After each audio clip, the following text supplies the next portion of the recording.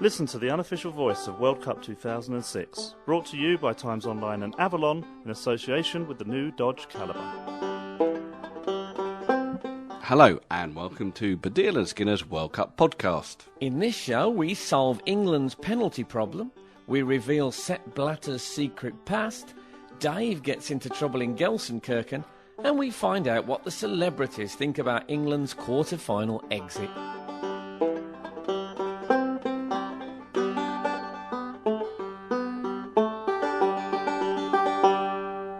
We're in the Lennis Hotel here in Dortmund. And one thing which we found out today about the Lennis Hotel is that it used to be owned by Borussia Dortmund. I think I said in the last podcast it was Schalke 4, which is an idiotic mistake. They're not too far away, I think. No, it's Gelsenkirchen. Schalke 04. Yeah, but the great thing is that Frank is actually sleeping in the room that used to be shared when the team used to stay here by Thomas Rosicky and Jan Koller. They used to share it together. Yes, because there's like two single beds pushed together. I'm sure they're not pushed together when the boys are in. Oh, God, no.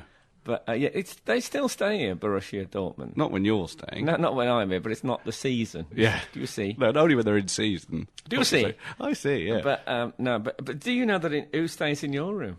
I don't know. Because I found this did you find after out? You'd gone. Oh, see, I couldn't believe it was anything more impressive than... It is more impressive in a way. It's O'Donkor stays in your room. David O'Donkor? Yeah, David O'Donkor, the well-known Irish singer. That's where he stays. But he didn't mention anyone else. Sound like O'Donkor has to stay on his own. No, don't say the next thing you're thinking, because the Germans aren't like that anymore. I know they're not. Well, that's great that David O'Donkor, the new modern German hero, stays in my room. Fabulous news. One could argue you stay in his room, as he stays in here every other week. But no, I take your point. Good. So anyway, that's all good. But what isn't so good, or perhaps it's good in the long run, is that David Beckham has resigned his captaincy of the England team. Well, how shall we recover? Yeah, I'm over that, actually, as well. Yeah. But captains... what do they do? If you know heads and indeed tails, you don't even need to know tails. You can know one of those two and always call the same. Yeah, I don't think David if you wanted to simplify. I don't think he knows two of them. Basically, he doesn't have to catch the coin, does he? The ref does that. No, the referee tosses the coin. Yeah, it's basically knowing how to shake hands, isn't it? And that's and about possibly exchange pennants. Yeah, no, they don't do that so much anymore. They don't do that anymore. I think it's only a captain in the kind of figurehead sense in which there was a captain in the Captain and Tennille, for example, because he wasn't an actual captain. And Captain Sensible, I believe, was he. He was no more than a figurehead. Yeah, exactly. It's no more than that, really. I think the next captain should make more of his captaincy and have, like you do on a ship, a captain's table. Well, it's going to maybe wear a little captain's hat, like a captain's table would be good on just by the bench. Yeah, exactly. They could have one in perhaps, like here, the Borussia Dortmund captain can have one at the Lennis, his own captain's table. The Lennis, which I did think if Sven had got a brother called Len, that would be his nickname. Yeah, the Lennis. Lennis and Svenis. Yeah. Yeah, it's... I don't know that, because now, of course, the new thing in the World Cup is the captain reads out a brief citation which is anti-racist. Yeah, he and does. I imagine that's put off a few of the England players. I mean, I can imagine John Terry thinking, ooh, reading. Yeah. I don't know about that. I also think if he's going to read out a brief citation about racism during this World Cup, it's about time that David O'Donkor had a roommate. I mean, what worried me, one strange thing about Beckham, he's the only player of the England... Everyone's been talking about 31 degrees in the stadiums. He's the only player from the English team to suffer with heat exhaustion, and he plays all his football in Madrid. How did that happen? Yeah. Elton John, he was bloody outraged. Was he? Oh, Elton! Have you got Elton's bit in the newspaper? He said, is what he said. I don't know if we can play that bit of Elton John. We'll get sued for it. So like Elton. Yeah, that is what he's like. Every song.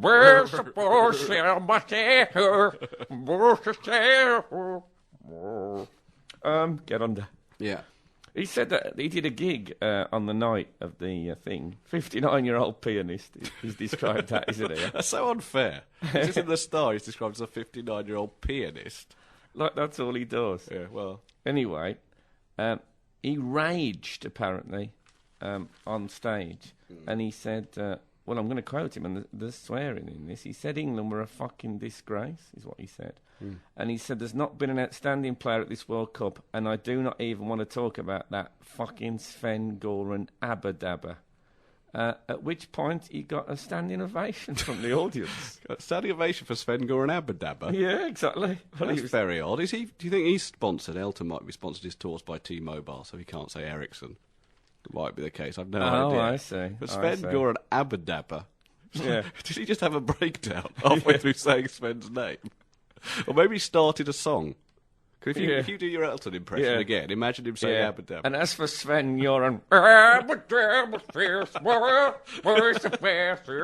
Yeah, round of applause. Yeah, Actually, exactly. we were applauding because Very they much. thought it was the start of Daniel. Thank you very much. Civil union, ladies and gentlemen.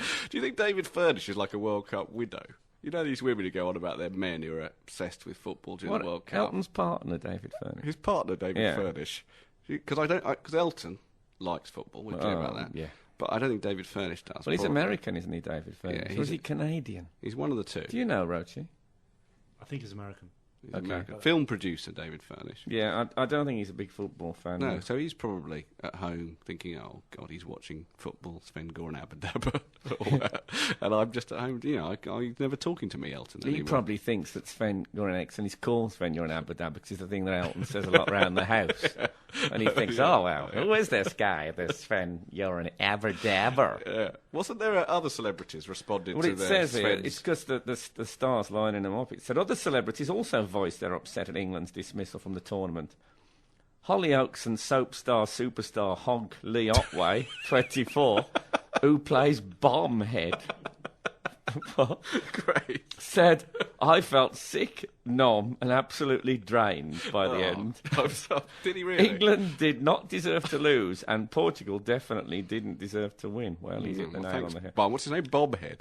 Yeah, Bomb. Thank you, Bobhead. Bobhead. And it that. said, glamour girl Lucy Pinder, 22, said it was so tense I was biting my nails and I couldn't bear to watch the penalties. What I love about that is occasionally, you'll know this, me or you gets phoned up with some general issue, often a football issue, and not asked for a quote. And the tabloids basically do a sweep of all the famous people they can. And they got Bombhead and Lucy Pinder. That's fantastic. I like the idea of Lucy Pinder, because Lucy Pinder is one of those women who can lick her own nipples. Is she? If I was doing that, I wouldn't bother biting my nails. I imagine she sat licking her own nipples and pouting and going, ooh, baby, I imagine she did. during the penalties. Talking of celebrity responses to the World Cup, under the clever title of England Need a Glory Gainer, it says in this newspaper, which I think is The Sun, that last word should perhaps go to the disco diva Toria Gainer. She remains an honorary bearer of a France shirt from the victorious 1998 squad, which was given to her after I Will Survive became an unofficial anthem of the team. Vincent Candela used to play it in the dressing room before matches. Now, what strikes me about that is, I bet Gloria didn't know that. And suddenly Gloria one day is at home in Philadelphia or wherever she lives, and she says, someone gives the shirt. And she says, well, someone has sent me some kind of blue shirt with like Zidane written on the back. What's going on? Yeah. How did they get in here? I should have changed that stupid lock. I should have kept that stupid... Yeah. Hey, write that down. Will you write that down? Also, it's a gay anthem, Write isn't it it? down! Sorry? Is it a gay anthem? Yeah, I Will Survive is a gay anthem. No, it's what fat women always sing at karaoke badly because it's all about being dumped by your boyfriend. Yeah, but then it becomes the French anthem. That seems very That is unlikely to me. strange. Yeah. Very unlikely. She would have been. I can't believe Gloria was happy with it though. Well, I don't know. I bet she'd look. Was it one that was actually played with? So it would have like stunk of French sweat. I think it said something like an honorary French shirt. You said, didn't you? Henri's French shirt. He wasn't playing in 1998. Oh, I've walked straight into one. You have. I bet David Furnish is. No, yes, the whole wags thing we've avoided, haven't we? Because it's been raging back home, the wags, the wives and girlfriends. But we haven't really talked about it because we thought everyone is. But now that there's no football of England to talk about, we thought we'd talk about their birds. Yeah, well, one of the things Can I say it to you, by the way? You know, I've always thought that the wags was a bad idea, and when you're working, you should be concentrating and not taking. Women shouldn't be taken to war. You said. Well, Bobby Robson said that, and I agree with that. Do you know that when England won the World Cup in '66, in England, bear in mind, not abroad, but in England, Alf Ramsey banned the players from seeing their partners at all for 2 months, from the beginning of training till the day after the final, the night of the final. Really? I didn't know that.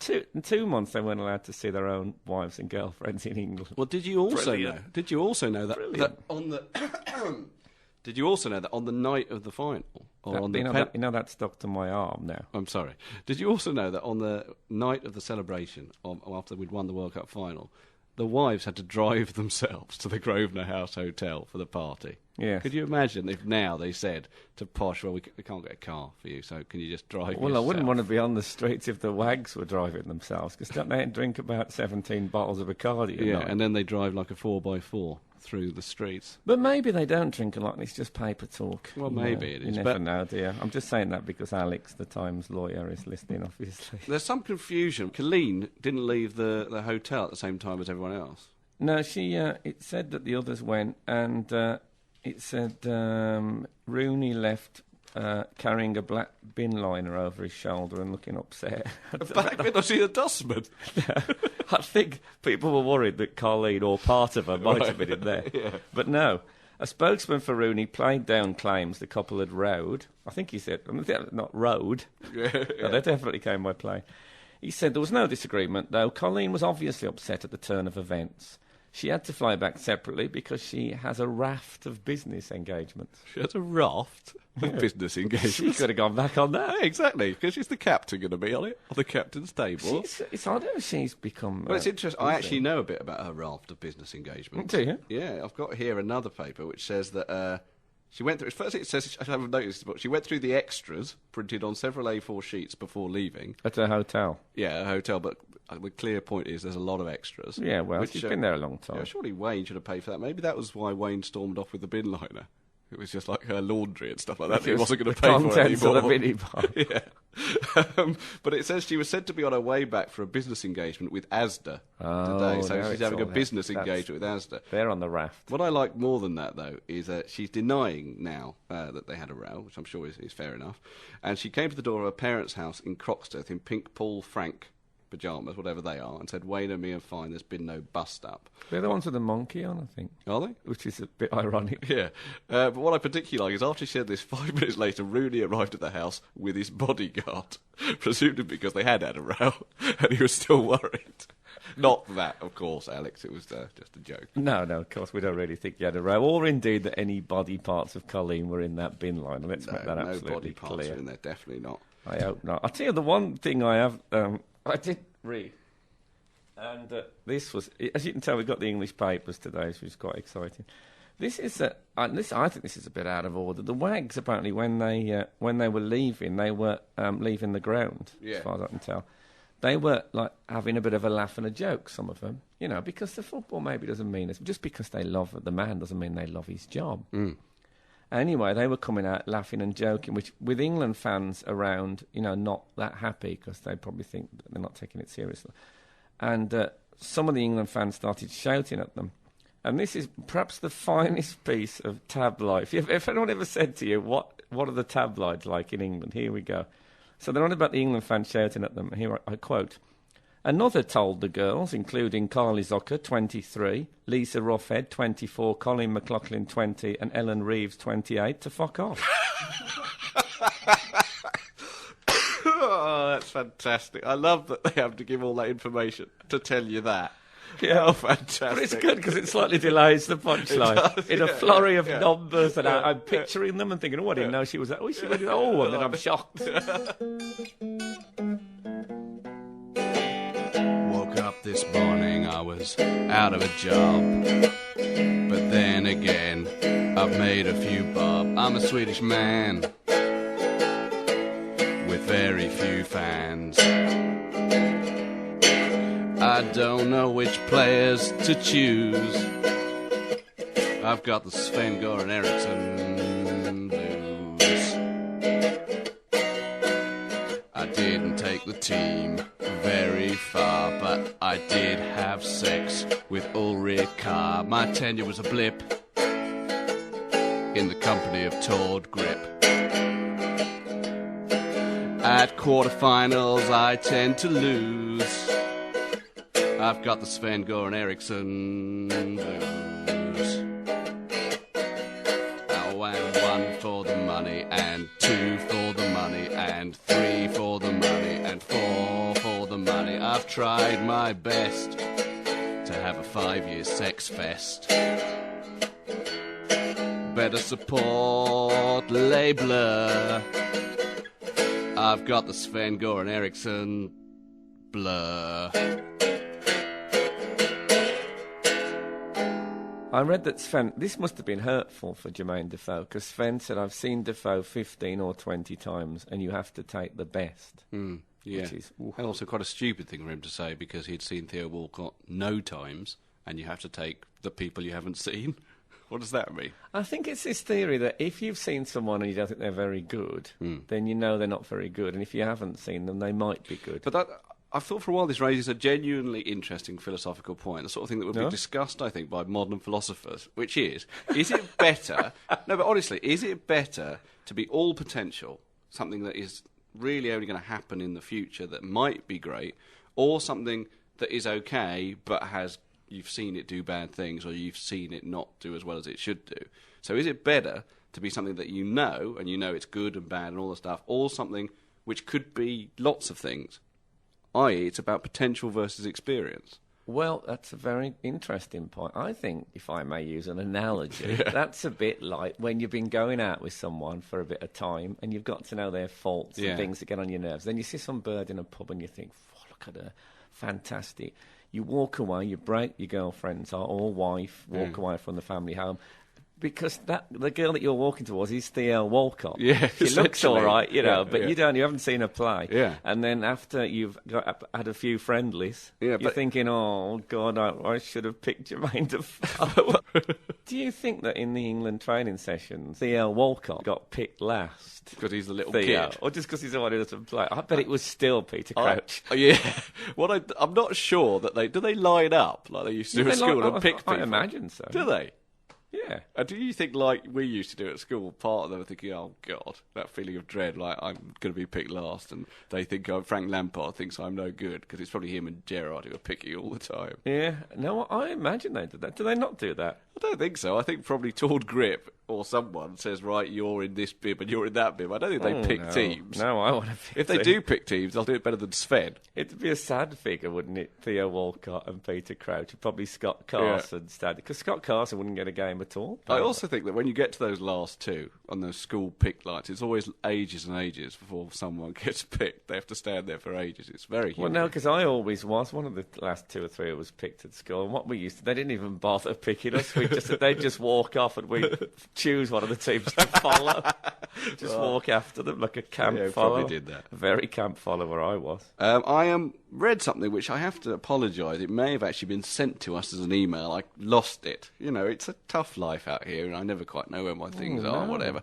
I may have read it in the paper, it may have been an email, but it was a good idea. Could it have come to you in a vision? It could have come to me in a vision, anyway. like Napoleon did to Zidane, who knows. Yeah. But what it was someone suggesting that the substitution that Sven should have made at the end of the game the other day was not Jamie Carragher, only to come on and miss a penalty, but it should have been David James. The point being, the last sort of 20 seconds, so he hasn't got time to do a calamity. The point being that David James is something... Oh, I think David James could squeeze one. Well, possibly. But he's something of a penalty specialist. He's got a good record with penalties. Not that good, because, of course, he was in goal when we last played Portugal in the quarter-final and lost on penalties.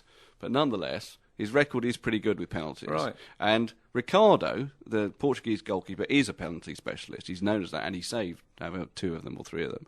So I think...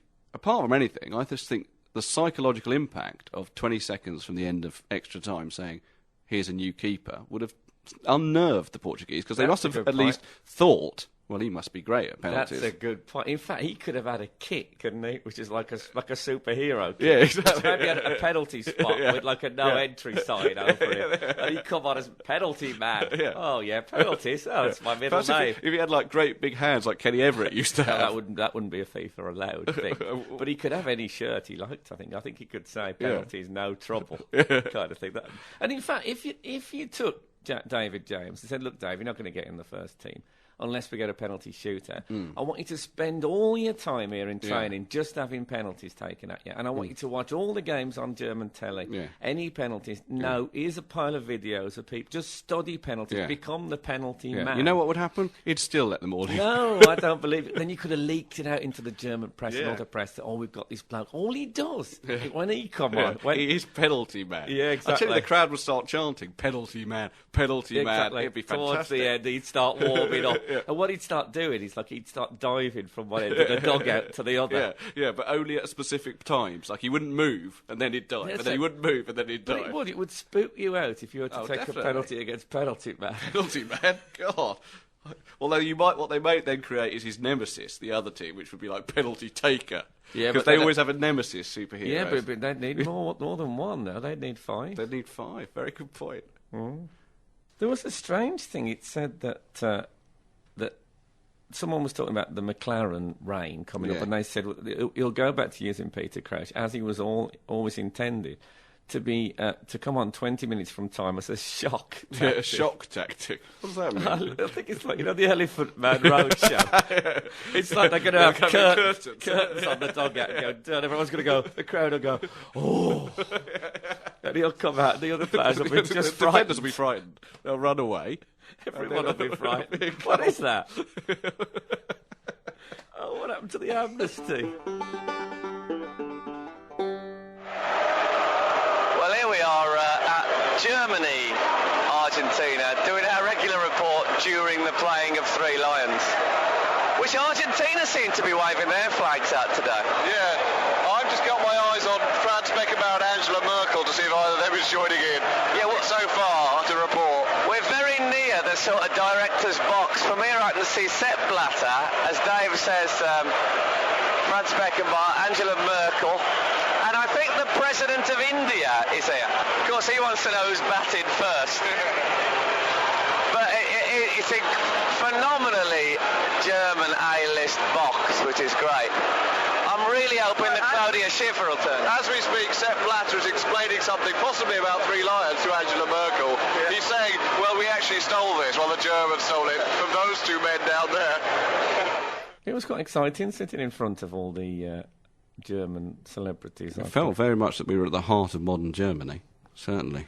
I've developed a new Tourette's now, which is quite a long one. Is whenever I see a certain figure from the World Cup, I go, Jack Spratt could eat no fat, his wife could eat no lean. The two of them together, they lick Sepp Blatter clean. That is a long one. I think you should try and cure yourself of that one. It's a great image, you must admit. Well, yeah. I mean, I wouldn't want to. When I say clean, I mean spotless. Well, no, I wouldn't. He's probably a very clean man, don't get me wrong. But I still don't want to lick him any cleaner. I found something out about Sepp Blatter. I Googled him. It turns out that he played at the very highest level in the Swiss Amateur League. That's the bloke who's head of FIFA. Yeah, well, I think that's all right, 'cause isn't he just like a businessman bloke? Well, I feel if he's to pronounce on football, he should have played at a higher level. Okay. That's what I feel. Because we would never dream of pronouncing on football. Well, I wouldn't dream of being head of FIFA, would you? Well, I don't know. If the offer comes up, I'll think about it. Let me put it that way. Would you be licked clean? Yes. A very sad thing that happened on Saturday. Now, I know you're all going to say, yeah, well, we know that. We was watching the game, but this happened before the game.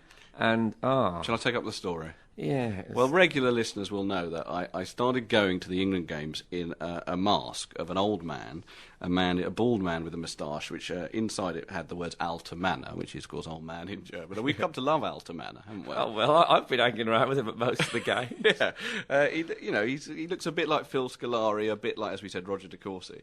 And I'd gone to quite a lot of effort for him for this game, because I'd actually painted Cross St George makeup on his cheek and on his forehead, which had been not very well done, but it made him look great. It made him look slightly happier and more up for it, I thought. And then he got confiscated by security. That was terrible. At the gates. What was Alta Manor going to do? What trouble was he going to start? You're not coming in here with a mask. Yeah. Well, so anyway... No, they were so serious about it. No, they were completely serious. They wouldn't have it. And we had to go and take him to a shack. They said that he must be in a container.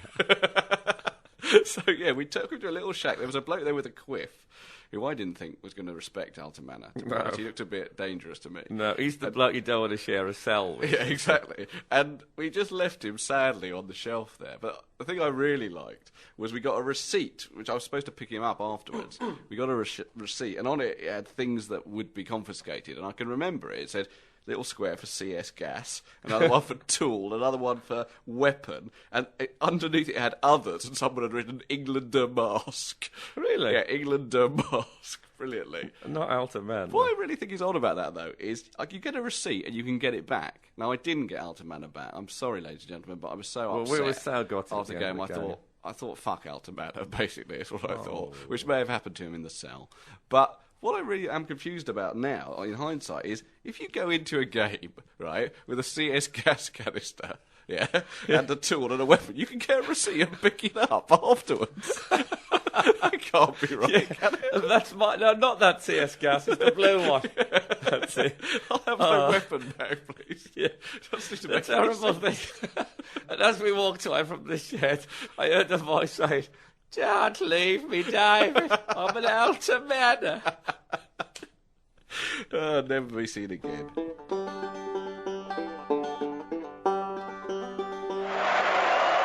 Well, 35 minutes gone, and it's been a tense affair. Although the Indian president's wife seems to be coping. Well, the Indian president's wife's fast asleep. She's quite an old lady, I should say. But there is a lot of noise in this tent. I'm just quite impressed as an insomniac that she can fall asleep under these conditions. I might go and talk to her about what kind of herbal remedy she takes. Well, when I saw her slumped over with that red dot on her forehead, I thought somebody had shot her. I have to say, the one thing I've been thinking about this game while I've been watching it is there's something here which I think England could really learn from. And that is what the Germans and the Argentinians do, is they tend to kick the ball to another member of their team. Yeah. And good idea. It really does work. All the difference, doesn't it? Well, I'm very pleased to say that now we have with us Mr. Elton John. Elton, who do you feel should get the post of captain now that David Beckham has resigned?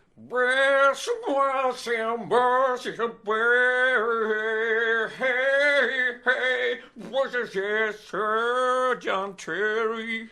And do you think that it's a good idea at this stage to bring Terry Venables into the England setup as Steve McLaren has suggested?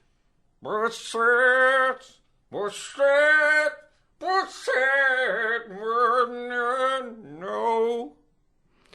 Thank you very much, Elton John.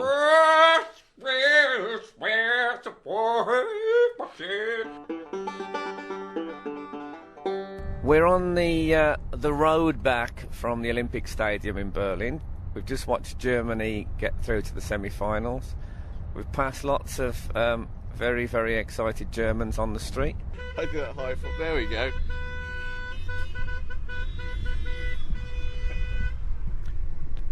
They're not German fans, it's just Bianca's driving.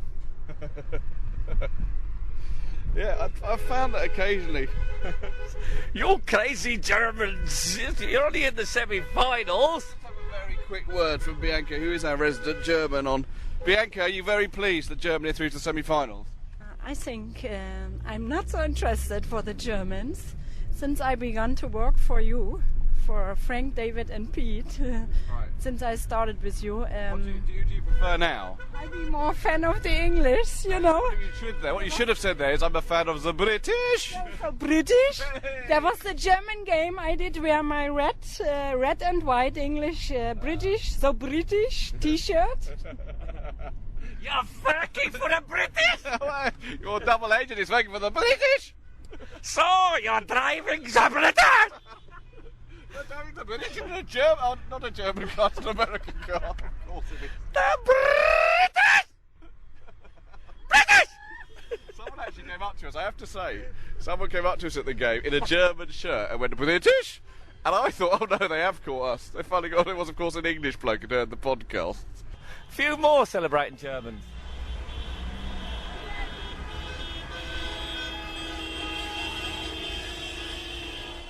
It's actually, well, you may remember, well, you will remember, we were in Paris when they won in 1998. And I was in Tokyo when they got through to the second round, which was enough for Japan in 2002. And it is actually brilliant when a host nation does well in a tournament. It's always you don't absolutely hate them to see them enjoying themselves. Well, I was at Epsom when a suffragette jumped in front of the King's horse, and that was a very emotional day. Well, who was celebrating then? Women or horses? Women, the horse had to be put down. Yeah, but didn't the suffragette die as well? Or as they always say, the horse had to be destroyed, which I always think, God, just kill them. You don't have to blow them up. They only say that about horses, though, don't they? And whales, actually. When a whale is landed on a beach, and they actually do blow them up. Well, animals generally, they say, I'm afraid it had to be destroyed. And you think, wow, you've got dynamite. Yeah. Have you ever seen that footage of the whale being blown up? No. Oh, it's incredible. You should see it. It's on the internet. There was a whale that was stuck. It was dead. And it was stuck on a beach somewhere, and they couldn't find anything big enough to move the whale, so they blew it up. And it's on the internet. What's fantastic about it, they're standing about 500 metres away. The people near the camera, they all still get covered in blubber. It's really fantastic. Was Sepp Blubber there? Sepp Blubber is there, complaining that people are still not being offensive enough, even though they blown up a whale. You'd have thought that was offensive enough. I wouldn't mind, but Wales aren't even in this World Cup.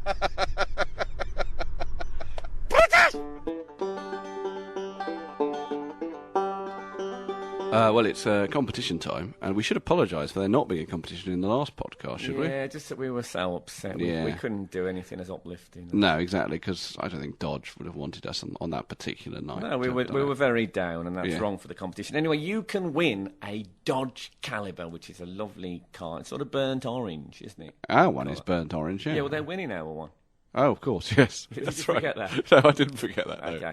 So what we're going to do, we're going to give you this is a mystery voice competition. You have to get all 15 mystery voices. They make up a World Cup squad, and you can see it on the website. But tonight you get 3 mystery voice. It's like, when a team brings on 3 subs all in one go. 2, but 3 sometimes. Now, sometimes they bring, if they're really in trouble, they bring on 3. Well, it's like that. Are we really in trouble? So we're going to get the 3 voices now. So first of all, here is mystery voice number 11.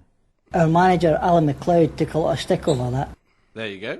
And now, mystery voice number 12. Well, it just so happens that I've still got the gold watch, which FIFA gave me to commemorate the occasion.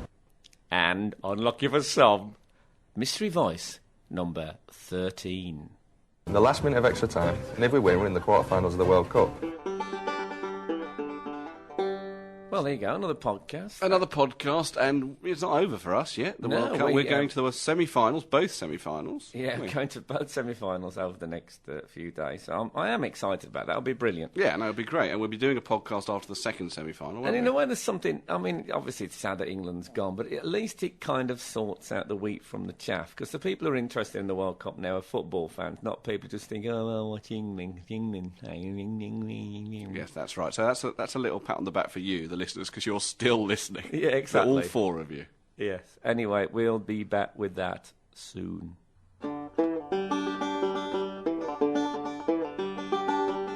Listen to the unofficial voice of World Cup 2006, brought to you by Times Online and Avalon in association with the new Dodge Caliber.